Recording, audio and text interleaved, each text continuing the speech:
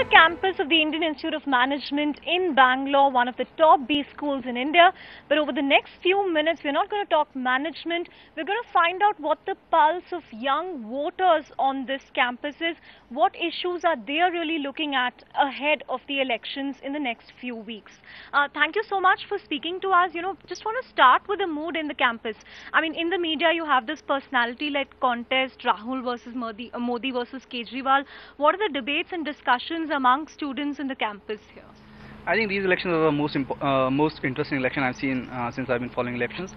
For the first time, there are three clear ideologies, clearly competing against each other, and these are very relevant and important ideologies. So, at one side, there's Congress, very left-leaning, very subsidy-oriented, very rural-oriented ideology, and at other spectrum, we see a very strong personality-led ideology driven by Narendra Modi, who's very pro-development and very business-friendly ideology.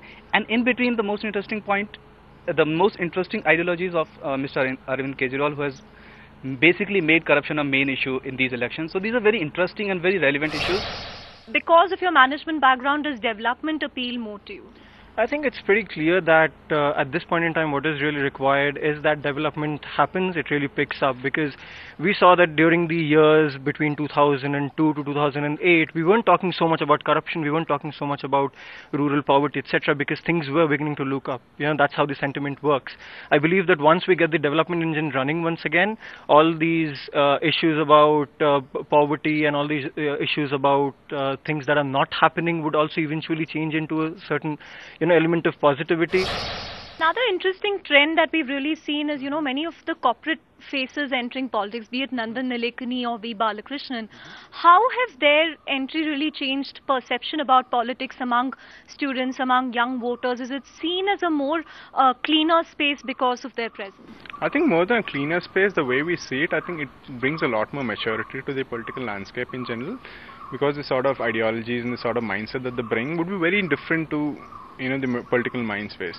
So we are hoping that the sort of policies that they do come up with are a lot more forward-looking in nature, a lot more thought-through in nature. Parties being very active on social media, be it Twitter, Facebook, blogs, has that helped in increasing the involvement of young voters?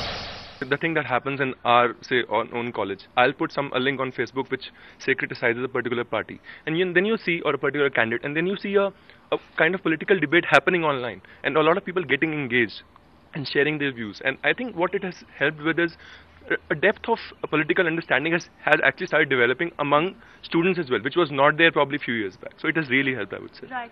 One common criticism leveled against young voters is that those who tweet usually don't vote. How are you all going to counter that? Have you all consciously been telling all your batchmates, go out and vote when the elections happen? So I think this time things are different, because this is the most polarized election in living memory, right? So, and I think Delhi has given us a live example of, what social media could really do to voting patterns. Like, we had people who are considered as complete outsiders come over and totally shake up the political mainstream. So I think that is a living example to show us that, yeah, people who tweet do vote. Those are some of the views really coming in from management graduates of IIM.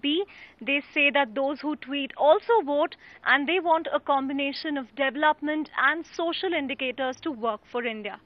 Chandra R. Shrikant, ET Now, Bangalore.